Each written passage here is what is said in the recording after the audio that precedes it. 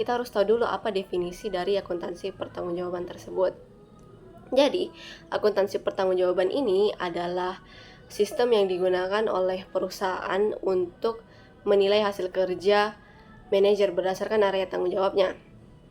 Nah, tujuannya itu sendiri ada 3. Yang pertama ada mengontrol biaya, menilai kinerja, dan mendorong manajer untuk agar selaras dengan tujuan organisasi. Nah, sesuai dengan yang dijelaskan oleh Garrison dan Noren tahun 2001, yang menjelaskan bahwa sistem ini tuh penting, menjadi bagian penting dan dari desentralisasi organisasi, yang dimana maksudnya tanggung jawab disebar di berbagai tingkat manajemen. Selanjutnya saya akan menjelaskan mengenai konsep dasar pertanggungjawaban. Konsep dasar pusat pertanggungjawaban.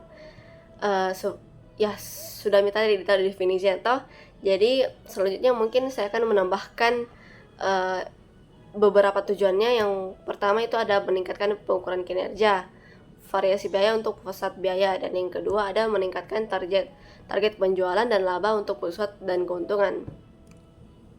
Selanjutnya ada jenis pusat pertanggungjawaban. Yang pertama itu ada pusat biaya, yang dimana pusat biaya ini berkonsentrasi pada pengendalian biaya. Selanjutnya ada pusat pendapatan yang berkonsentrasi pada pengendalian pendapatan. Selanjutnya ada pusat laba, yang dimana di sini tuh bertanggung jawab atas pendapatan dan biaya sehingga terjadilah yang namanya laba. Dan selanjutnya ada pusat investasi, yang dimana di sini tentunya bertanggung jawab atas pendapatan, biaya dan investasi modal.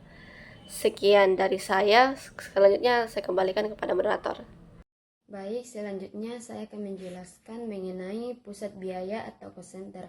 Jadi pusat biaya adalah unit organisasi seperti departemen, divisi, atau fungsi kerja yang berfokus utamanya pada pengeluaran atau biaya.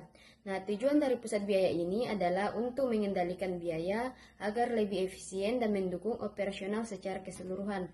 Selanjutnya ada fungsi dari pusat biaya. Yang pertama itu mengendalikan pengeluaran, di mana memantau atau membatasi pengeluaran agar tidak melebihi anggaran. Yang kedua, evaluasi efisiensi. Jadi menilai seberapa efisien suatu departemen dalam menggunakan sumber daya. Yang ketiga itu perencanaan anggaran. Jadi menyusun anggaran biaya departemen. Yang keempat itu penetapan tanggung jawab. Jadi menetapkan manajer atau kepala unit sebagai pihak yang bertanggung jawab. Selanjutnya itu ada jenis-jenis dari pusat biaya. Yang pertama itu pusat biaya produksi, merupakan bagian dari perusahaan yang terlibat langsung dalam proses produksi barang. Biaya-biaya di sini berkaitan langsung dengan pembuatan produk, misalnya bengkel atau lantai produksi yang menghasilkan barang.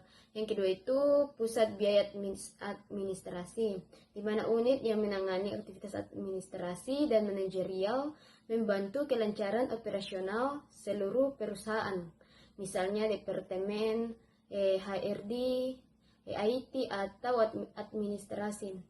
Yang ketiga ada pusat biaya distribusi, di mana unit yang bertugas untuk mendistribusikan produk ke pelanggan, melakukan promosi atau penjualan, misalnya bagian pengiriman atau promosi yang bertugas menyalurkan produk ke pelanggan. Adapun contoh dari pusat biaya, yang pertama ada departemen akuntansi, yang kedua departemen sumber daya manusia, yang ketiga bagian pemeliharaan, yang keempat ada unit riset dan pengembangan, dan yang terakhir bagian keamanan. Baik, saya akan memaparkan materi pusat pendapatan. Pusat pendapatan merupakan bagian dalam organisasi atau sebuah perusahaan yang bertanggung jawab untuk menghasilkan pendapatan atau penjualan, tanpa harus bertanggung jawab atas biaya dan juga laba. Artinya, fokus utama dalam pusat pendapatan yaitu meningkatkan volume penjualan dan pendapatan, bukan menghitung keuntungan bersih. Selanjutnya, saya akan menjelaskan beberapa fungsi utama dari pusat pendapatan. Yang pertama yaitu menghasilkan dan meningkatkan penjualan. Fungsi paling utama adalah meningkatkan volume penjualan produk atau jasa agar target pendapatan tercapai atau bahkan terlampaui. Divisi ini berusaha menarik lebih banyak pelanggan dan memperluas pasar. Yang kedua, menyusun dan melaksanakan strategi pemasaran. Pusat pendapatan bertugas merancang strategi promosi, distribusi, ataupun pelayanan pelanggan untuk mendukung peningkatan penjualan. Ini termasuk kegiatan iklan, pameran, ataupun penjualan langsung. Yang ketiga, menjalin hubungan baik dengan pelanggan. Fungsi lain adalah menjaga kepuasan dan loyalitas pelanggan. Hubungan jangka panjang yang baik dapat meningkatkan kepercayaan pelanggan dan memastikan mereka terus membeli produk dari perusahaan yang dimiliki. Yang keempat, memberikan informasi pasar kepada manajemen. Pusat pendapatan juga menjadi sumber data penting bagi manajemen, seperti tren penjualan, perubahan selera konsumen, dan kondisi pesaing. Data ini membantu manajemen dalam menentukan kebijakan harga, produk, ataupun strategi distribusi. Dan yang terakhir yaitu menilai kinerja penjualan. Divisi ini juga berfungsi untuk mengukur dan mengevaluasi pencapaian target penjualan melalui laporan kinerja. Penilaian inilah yang menjadi dasar pemberian bonus, insentif, atau perbaikan dalam strategi penjualan. Selanjutnya, saya akan menjelaskan penilaian kinerja pusat pendapatan. Seperti yang telah dijelaskan sebelumnya, pusat pendapatan ini tidak mengendalikan biaya. Karena hal tersebut, maka kinerjanya diukur berdasarkan jumlah pendapatan atau volume penjualan yang berhasil dicapai. Ada beberapa indikator kinerja utama, yaitu yang pertama, jumlah penjualan, yang kedua, pertumbuhan pendapatan, yang ketiga, pencapaian target penjualan, yang keempat, jumlah pelanggan baru, dan yang terakhir, tingkat retensi pelanggan. Mungkin itu saja dari saya. Untuk materi selanjutnya akan dipaparkan oleh rekan saya. Baik, materi selanjutnya itu pusat laba. Pusat laba adalah unit atau bagian dalam perusahaan yang bertanggung jawab atas pendapatan dan biaya, sehingga kinerjanya diukur berdasarkan laba yang dihasilkan. Manajer di pusat laba memiliki kewenangan untuk mengatur aktivitas yang mempengaruhi penjualan dan pengeluaran, serta menilai seberapa besar keuntungan yang didapat dicapai pada unit tersebut. Kemudian pada slide terdapat contoh soal analisis penjualan harga pokok, penjualan HPP, dan laba kotor PT Pratama tahun 2017 dan 2018. Nah, di sini ada tabel yang menunjukkan data-data penjualan bersih, harga HPP, laba kotor, jumlah barang yang dijual, harga persatuan, dan harga pokok persatuan pada tahun 2017 dan tahun 2018. Analisis yang pertama yaitu kenaikan penjualan bersih, yaitu penjualan bersih pada tahun 2018 sebesar 165 juta dikurangi dengan 100 juta pada tahun 2017, didapatkan hasil 65 juta, terdapat kenaikan 65% dari tahun 2017. Ini menunjukkan peningkatan kinerja penjualan yang signifikan. Kemudian yang kedua ada kenaikan harga pokok penjualan atau HPP yang diperoleh dari harga pokok penjualan tahun 2018 sebesar 110 juta dikurangi dengan tahun 2017 yaitu 75 juta, dapatkan hasil 35 juta, yang mana terdapat kenaikan 46,7% dari tahun 2017. Meskipun HPP di sini naik, kenaikan penjualan lebih besar sehingga masih tergolong normal. Kemudian analisis yang ketiga itu kenaikan laba kotor, yaitu pada tahun 2018 sebesar 55 juta, kemudian dikurangi dengan 25 juta pada tahun 2017, yaitu 30 juta, terdapat kenaikan 120% dari tahun 2017. Artinya efisiensi penjualan meningkat dan margin laba membaik. Kemudian ada analisis per unit. Pada tahun 2017, laba per unit diperoleh dari harga persatuan pada tahun 2017 100 dikurangi dengan harga pokok persatuan 75, didapatkan hasil Rp25 per unit. Kemudian tahun 2018 ada 150 harga persatuan dikurangi dengan harga pokok persatuan Rp100, dihasilkan Rp50 per unit. Laba periodik naik 100% menunjukkan peningkatan margin keuntungan. Baik, demikian presentasi dari saya. Selanjutnya, pusat investasi akan dijelaskan oleh saya, di mana pusat investasi itu adalah bagian dari organisasi yang bertanggung jawab atas pendapatan dan penggunaan aset atau investasi yang dikendalikan. Di mana manajer pusat investasi itu tidak hanya mengawasi biaya dan pendapatan, tapi mereka juga mengawasi aset yang digunakan untuk menghasilkan laba. Di mana juga pusat investasi itu untuk meningkatkan pengembalian atas investasi atau ROI, dan memastikan bahwa aset digunakan secara efektif untuk menghasilkan laba maksimal. Selanjutnya itulah menilai kinerja manajemen secara menyeluruh termasuk penggunaan aset dan profitabilitas. Ciri-ciri dari pusat investasi, yang pertama itu adalah memiliki kendali penuh atas keputusan tentang pendapatan, biaya dan investasi. Kinerja dinilai dengan tingkat pengembalian investasi dan biasanya berada pada tingkat organisasi yang tinggi seperti divisi atau anak perusahaan. Ukuran kinerja pusat investasi.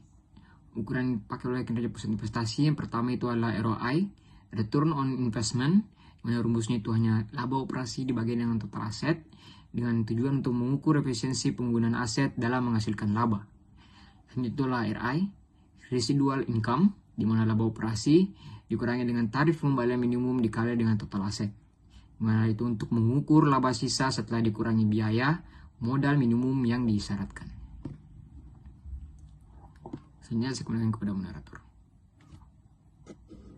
Setelah kita membahas setiap pusat seperti biaya, pendapatan, dan laba yang berfungsi dalam organisasi, sekarang kita masuk ke bagian yang sering terjadi di perusahaan besar, yaitu transfer price. Transfer price adalah harga jual internal antara dua unit bisnis atau divisi dalam satu perusahaan yang sama. Jadi divisi satu ini bisa saja menjual produknya ke divisi lain di dalam perusahaan. Kemudian harga yang digunakan dalam transaksi tersebut disebut dengan transfer price. Ada beberapa tujuan daripada transfer price, yaitu yang pertama menilai kinerja tiap divisi secara adil, apakah divisi tersebut untung atau rugi. Kemudian yang kedua mendorong efisiensi dan kerjasama antar divisi.